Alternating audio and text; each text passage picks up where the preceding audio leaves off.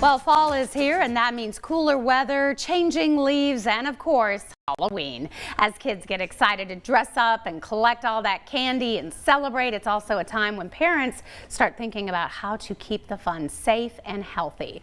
Joining us today is Dr. Kimberly Fisher, a pediatrician with HMG Pediatrics over there in Greenville, to share some helpful tips on keeping all those ghosts and goblins safe. It is great to have you on the show. Thank you. Happy to be here. Obviously, all kinds of Halloween events that we have been talking about, but I think the most important thing, obviously, when you're a parent, you want them to have fun, but you want them to be safe. Absolutely. Trick-or-treating is the main event for sure. Yes, absolutely.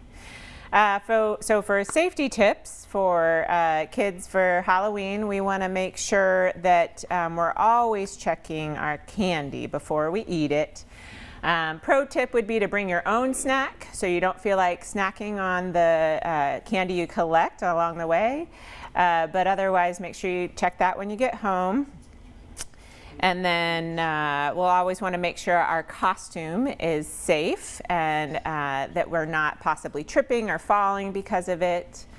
If we have some sort of reflective tape or glow sticks or flashlights you can use, because visibility is really important when it's dark outside and everybody's distracted for sure. And then of course we're going to remember traffic safety. We're going to stick to our sidewalks. We're going to cross at corners, and we're going to stay in groups because that's the best way to stay safe.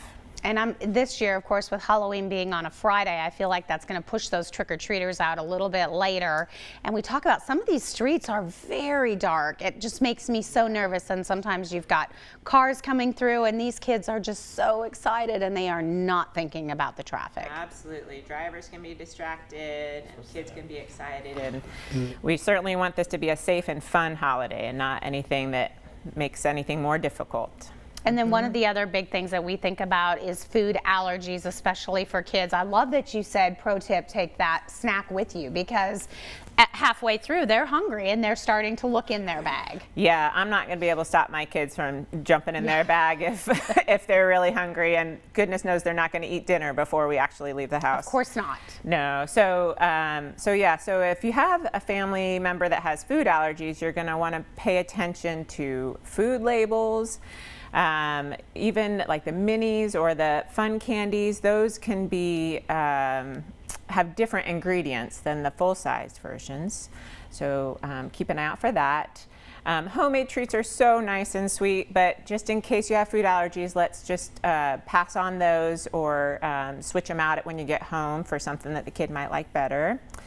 And then you should always watch for food allergy reactions or allergic reactions in general.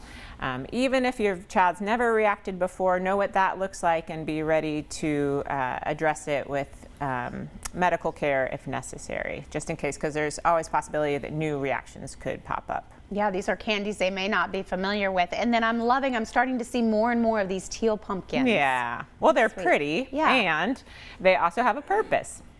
So the Teal Pumpkin Project is a nationwide effort to make Halloween safe for kids with food allergies.